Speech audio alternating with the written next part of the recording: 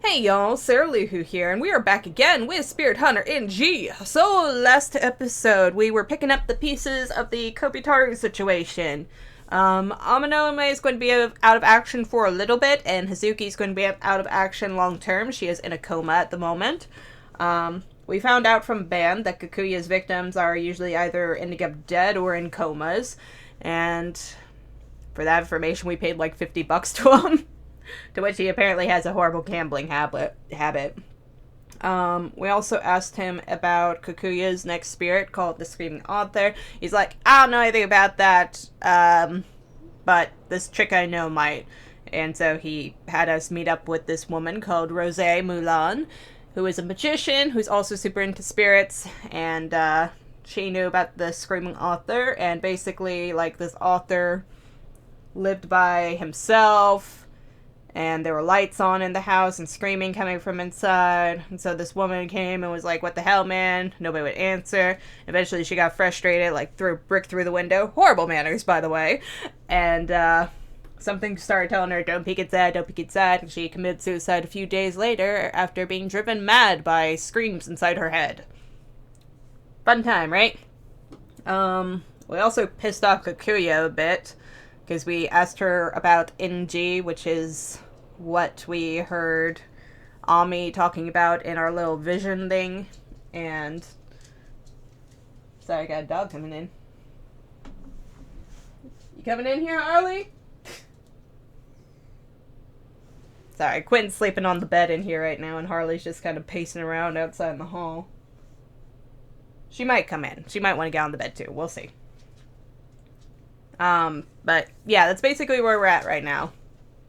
We're just investigating the... Oh, hey. You're here, Harley. She's just going to sit on the ground. You can hear her nails scraping, probably. Yeah, she's just chilling. You want a pillow? Weird way to start an episode. Sorry, guys. Oh, sorry. I spooked you. I'm sorry. There's a pillow there if you want it. Don't go! Oh, give me a second. Okay, sorry about that. I, threw the pillow down and it freaked her out and she ran off for a second. She's back now. She's deciding if she wants to sit on the pillow or not. Okay, anywho, let's go on with our investigation, shall we? I mean, I got, 3 sides to look at? There's a letterbox. I take a look inside the mailbox, but isn't anything inside. There will be at some point, I'm sure of it. Bushes. This looks like it hasn't been cared for in a long time. There's weeds and dead leaves all over. There's that mysterious upper window.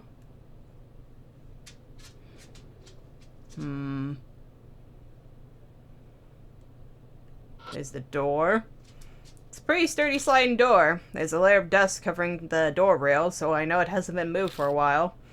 According to the rumors, they say something like nobody comes out even if you knock, right? I'm sure knocking shouldn't be a problem. Give the door a kind of firm knock. I wait for some kind of response. Well, there's no response, so we just throw a brick through the window, right? Just as we were informed. Judging by the state of the place is in, Miruku probably isn't living here. Yeah. Should we look closer at it? I pulled the door just in case. As anticipated, it doesn't open. Looks like it's locked. Oh well, wanna just kick it in? Well, you're already thinking about breaking in? You're too reckless, kid, damn. What a bold child. I must confess, I do prefer the direct approach sometimes. But we can't be too hasty, Osbourne. Let's look around a bit longer. After all, there's another part to the rumor as well. A rumor? The one about the neighbor throwing something at the window of the mansion? Yeah, that's right. Personally, I'd very much like to put it to the test. You're right. Let's chuck shit at this house. There's a strange-looking window here. You know, the house is kind of odd-looking. Looking closely, the building's funky style isn't even just a Japanese and Western mixed design. It feels like an alpine lodge, but built with a traditional Japanese style. This must have been a custom job. You don't usually see two-story houses with that roof. The window's probably where the attic is. If so, then that's a pretty big attic. Massive, one might say. If the room under the roof is that big, it looks like it's bigger than just two normal-sized rooms. Is that the window that was mentioned in the rumor? If you throw something, the lights in the second-floor window will turn on, huh? I guess you wouldn't need to throw something at the first-floor window, so that must be it. Let's check some shit! Judge it by the shape of the roof, the attic's probably where the window is. If everything under the roof is one room, that would mean that the attic is pretty big. Let's see, do I have anything? I only have my flashlight.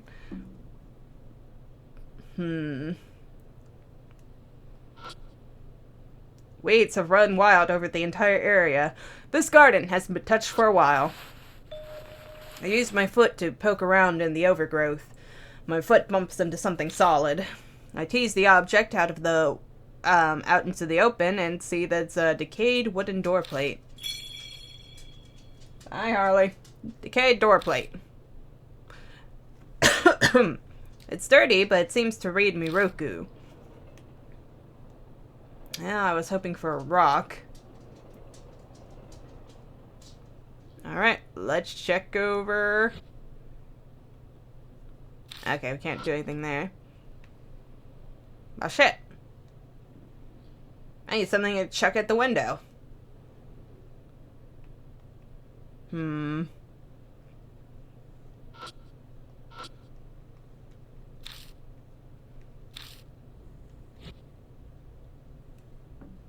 mean, I guess we could check the mailbox again. Did I obtain the door plate? I guess I could check that at it. Took out the decayed door plate. Even if I hit the window dead on, it probably would break. Are you actually gonna throw it? Yeah, just like the rumor said. If there's something crazy going on, I want to know what it's about it now. What? That's pretty courageous of you. You'll need that courage if you intend to survive the confrontations with the spirits. Whatever. Just try not to throw it too hard. I know. I want to attract any attention, get the cops called on us, so I don't want to break the window. I take aim and toss the plate, aiming it at the wooden frame of the window. Just enough to make some noise. My throw hits that spot and makes a dry thud, as it strikes the wood. Use the decayed door plate. Nice throw. Seems you got some nice shoulders. The most anticipated draft player this season. Sorry, I don't really know baseball. Are you guys going to be, like, my managers now? What's going on here? I didn't mind the jokes to break the tension. Thank you for screaming in my ear. It feels like the air just changed.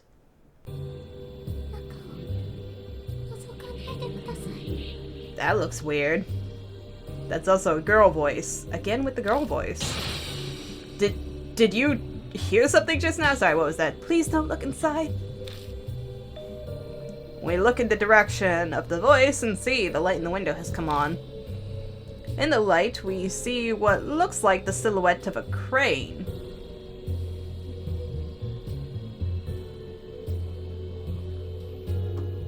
Does it though? It kind of looks like a little girl hunched over to me. I guess the frizzy hair makes it look like wings a bit. Oh wait, I can kind of see a crane. I don't know. Like, the body kind of looks like a crane, but the hair, like, hunched over definitely looks like a girl. Please don't look inside. Once again, we hear a faint, weak voice. Didn't look. As if we wouldn't look. We're not just going to go back now, are we? Hey, Osbourne. There's definitely something in that mansion. And that means that all rules are off. So, we're breaking in? Exactly. Calm down there, boys. We can't cause too much of a commotion or we'll draw the attention of the police. Don't want that, do we? You got a plan then, Rosé? I'll open the lock for us. It's not like opening a can, you know. You really think you can get that open that easily? Oh, I just wonder, is she a stage magician? I mean, I'm sure she probably has some escape acts that require lockpicking. This lock may as well not exist. You should always have more locks on the front door, but nobody ever bothers. Oh, that's right. You should share this advice with the owner of the Black Rabbit as well. The lock there is just as pitiful. That explains it. So you broke into my aunt's bar, then? Now I know how Rosé got into the Black Rabbit before it had opened. Which is rude. You're a real piece of work. Did you just sleep through morals class? I regret that I did not get to experience things like school during my childhood. Do the Japanese have a morals class? That seems weird, doesn't it? Rosé took some tools out and quickly got to work. Kinda reminds me of when Amanome picked the lock at the Yamato Shrine. But Rosé's skills were far beyond ours. You seem pretty skilled at this. Makes me wonder if you've been doing this kind of thing in the past. My goodness, how rude! Rosé shoots back a response as she uses her thin tool to probe the lock. Any talented musician would obviously have a bit of dexterity. That's true, but I've heard of magicians using escape magic, but not for breaking into places. Are you curious about my skills? I'm afraid that I must ask you to refrain from any inquiries that would violate my privacy. Et voila! It's open. Eh, voila? You're done already? That's pretty amazing. I must say that it feels quite nice to get some awe and admiration from the young. Would you like to be my disciple? I don't know, girl. You're kind of creeping a bit more than Hazuki was. What is that supposed to mean? I wasn't really planning on becoming a magician or a burglar. I wouldn't mind training you for either, but I was referring to the spiritual field. You seem to have an affinity for it, disciple. Hold on, I never agreed to be your disciple. Masters choose their disciples. Your opinion doesn't matter. I was asking out of courtesy. That's terrible. I'd much rather be Eddie's, thank you very much. Hey, let's cut the chit-chat. We don't have a lot of time here. If it's open, then let's get inside. Can't let anyone see us like this. We don't have an excuse for being here. Yeah, I know. I forcefully pulled the door open, but I thought I felt a cold breeze from inside. Swallowing my saliva, I step into the mansion. This seems like a dumbass idea. Is that what I don't know why this seems so much worse. Because, I mean, oh, okay, I guess it's because it's such a smaller domain, maybe? Anything like the previous two, they were, you know, the haunting grounds of the spirits, but this one is potentially the well, it might be the author. I don't know, it says it's a girl. Do we have another misgendered instance going on here, maybe? Anything, but I don't know. I don't like how it feels so much more like we're invading a specific space. Like, they're public places, you go to them, you walk around them. This is definitely, you know, getting weird. It's like forcefully entering a haunted place, which, I mean, I guess we technically did both times, but it just seems so much more personal with it being a house, right? Which I don't think. Yeah, with the previous game, we didn't even have any, like, you know, proper haunted houses until we got to our, you know, own in the end, but like the other spirits. And even then, that one was our own house. It wasn't, you know, forcing your way into a house. It just feels weirder to me. Feels weird. Alright, the Miruko residence looks like an old Japanese-styled house and smells of damp, moldy air. Seems like this place hasn't been aired out for a really long time. Wait a moment, Osbourne. I sense someone watching us. Be careful. Watching? Please don't look inside. Yeah. Suddenly a loud, high-pitched, piercing sound rips through my ears, like a crane. I instantly cover my ears, but the sound above easily pierces through and stabs into my brain. Ugh! Ben and Rose collapse behind me. Shit, are you kidding me? At this rate, I'll die! I fall, powerless against the storm of sound assaulting my mind. My consciousness starting to fade. The screaming voice suddenly stops. That's worse somehow. What was that? Bloody hell. My head's still pounding. Hey, your voice actually worked out pretty well for you, I have to say. Yes, that must be the screaming voice people were talking about. If it went on any longer, my brain would have melted. I barely survived that. Well, we don't know if that's true yet. Remember, in the rumor, Miss Y, who heard the scream, apparently committed suicide. It might keep coming, you know. Heh, things are starting to get real. Osbourne, don't say you want to run away now, alright? As if you're the one who's looking pale. If you got the wits to sass me like that, you're still in ship shape. Well, if it's planning to take us down, then I suppose we don't really need to hold back either. Let's start to scour, investigating. The place doesn't seem to be that big, so let's investigate whatever we see. Yeah, but before we get to that, we'll need someone to be on the lookout. Don't want to be getting surprised by a patrolman, do we? Right? If something looks bad, call me on my cell phone immediately. Understood. Alright, Osbourne. Choose who will investigate with you.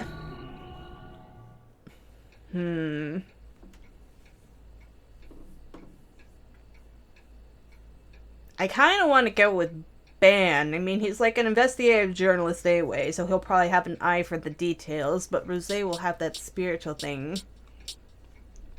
In which case, she might be, better for the endgame like we were doing with Hazuki and Amanome and all that. So I think I'll go with Ben. Alright. Rose, you be on lookout. No problem. Leave it to me. I'll see you both later. Rose leaves and heads out. Alright, let's go. Got this weird-ass plaque. There's a cedar plate hanging from the mud wall. Inspecting further, I see there's a single nail hammered into the upper middle of the board. It looks like this nail is for hanging things. What do you think this is? Usually, if there's a decorative board on the wall, it's a frame, right? Like the ones you use to put up paintings? Yeah, in a traditional Japanese-style room, people sometimes display flower vases and the like. Although, we can't know what was being displayed here, just by seeing the frame. It's apparently a Dictor fame. Oh, sorry. Okay. Spooky, scary house. Let's not go much further. Let's just look around and see if there was some murder.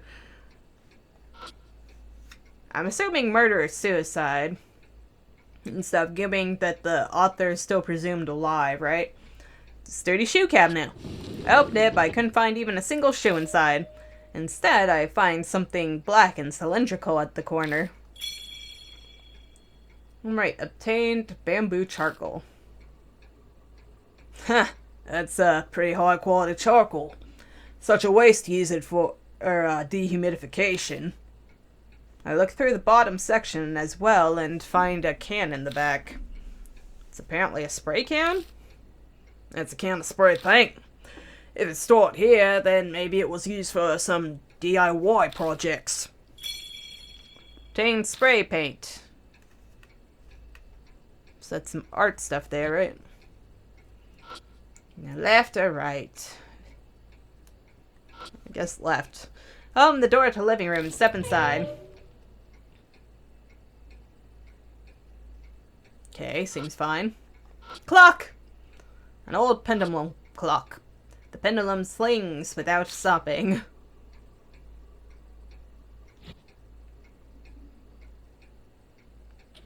Fuck you. That one was also definitely a girl. It's a normal looking ordinary sofa. Checking around the sofa near the bottom, we obtained a hand warmer. Find an unopened hand warmer. I can use this. For what? Fuck you, bitch. Both girls. Or it could be the woman that threw the brick. Because I feel like that's what the previous ghost, where it was like the other spirits that could possibly be around, like the babies and such. One sword shelf. Try pulling on the door, but it won't open. It seems to be locked. You can't search here with your current partner. You can change partner in the area entrance. Interesting. Guess I should have gone with Rosé. Hey, Missy, I need you. Okay. Oh, you're back. Yes, I need to switch. No problem. You're on lookout now, Ben. Alright, see you later. Rosé, stick to the mission, you hear? Alright, let's get going.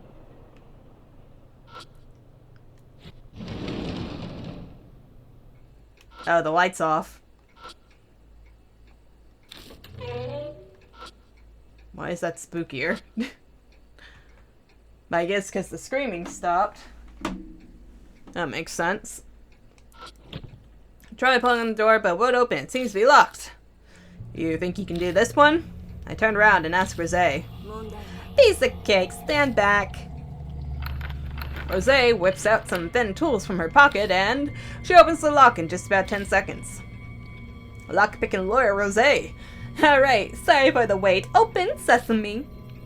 It's like a magic trick. I'm happy that I'm able to entertain you. Open the door.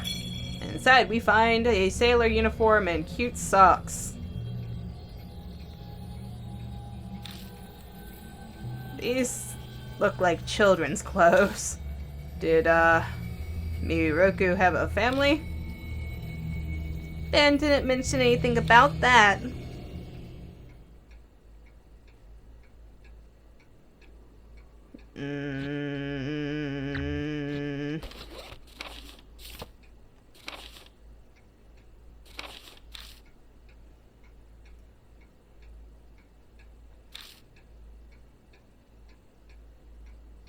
He's a fairy tale author too. So presumably his target audience is children. And we're hearing girls' voices. But they said the author is the one screaming. I mean, that's the whole title of the case, right?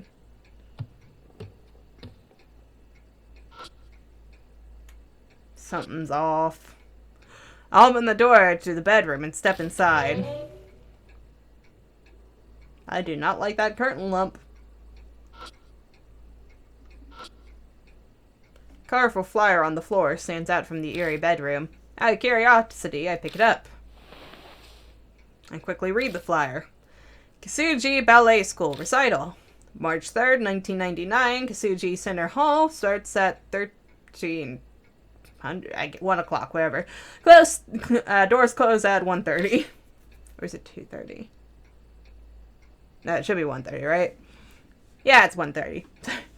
I'm sorry, I was trying to figure because, yeah, midnight's like 0 and all that crap. Whatever. Military time's weird. There's a girl dressed in white in a ballet pose with her legs raised high. Looks like a flyer for a children's ballet recital. Children's ballet, you say? The atmosphere of this place is more suited towards a Japanese buto? I don't know what that means. And take a closer look at the flyer. First act, collection of pieces. Ballet, others. Second act, Lactus Cane. Didn't know what that is. Second act will feature girls who are too young to wear point shoes. Please enjoy their energy and spirit as they perform adorned in adorable colors. What's the stuff written for the second act? Is it Latin? Je suis désolé, but that's actually French. Lac des Gain is Duck Lake. Judging from the name, it must be adapted from Swan Lake. They probably make the little ingenues be ducks instead of swans and dance about. Seems cute, right? Seems like a show designed to showcase their energy as opposed to grace. Their enthusiasm. Duck sounds a lot less impressive than swans. Oh, you think so? That stubby body, those adorable orange beaks and feet, the way they shoot through the water. Ducks are far cuter than swans, that they are, but they're also nightmares. If I were to receive a gift, I would prefer ducks over swans. No one's going to buy you either of those. Take the flyer just in case. Obtained ballet flyer. Alright, freaky ass curtain. Let's dance. I don't like you. There's an odd bulge in the curtain. Check the curtain. Let's go! I pull the curtain back to see what's causing it. Huh? Nothing's here. No sign of anything that caused the curtain to bulge. Even things out the window look normal. And it was about child size, wasn't it? So it's just wrinkled or something? Or something.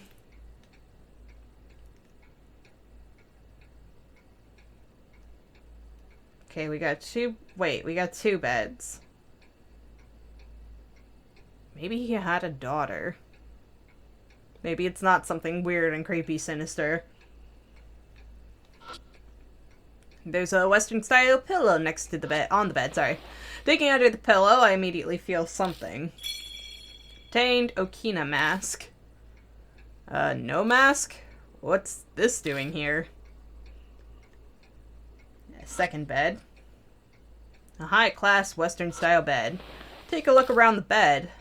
I find something that looks like a mass of hair under the bed. Obtained clump of stiff hair. What is this? I think this might be horsehair? It'd commonly be used for something like the bowstrings for a violin. How could you tell? I learned how to play a number of instruments in the past. Perhaps I may not look the part, but I was born into a pretty wealthy family. I have a good foundation of knowledge concerning most high culture, including music. Well, why don't you take it with you? It might prove useful later on. Yeah. Alright, and that's where we're going to end the episode for today, because I think that's going to be like the last thing we have to investigate, and I don't want to trigger anything and not be able to save. So, thoughts and opinions. Well, this house is definitely suspicious as hell. And I think the thing that's throwing me, though, is I feel like this one's going to have a lot to do with Kikuya herself, considering most of our first page of the investigation is kind of just dedicated to, you know, Kikuya stuff, like the energy and all that.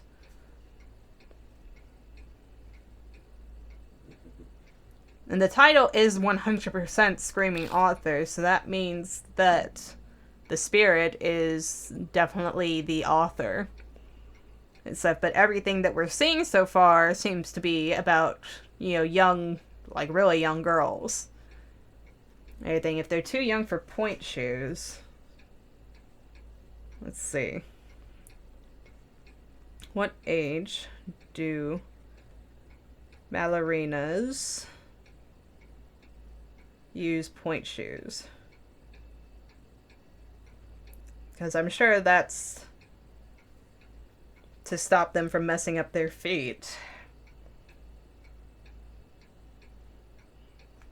Yeah, so it seems like it starts at about 11 at the youngest for, you know, most normal ages. So, yeah, that's young girls. That's not even preteen.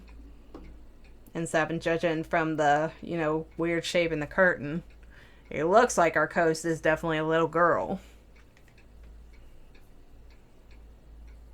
And everything that we're seeing, despite the claims that the author lived by himself, is showing that a little girl definitely lived within the house with him. Now, hopefully it's just like a secret daughter or something, but at the same time, that also means that, you know, she's probably our ghost regardless. But since our title, I'm wondering if maybe the girl was the writer? But that seems like super young, unless she was like a prodigy or something. But seeing as we're seeing ballet, violins, and unique art and writing utensils within the house, she very well could have been a unique prodigy. And she still ended up dead.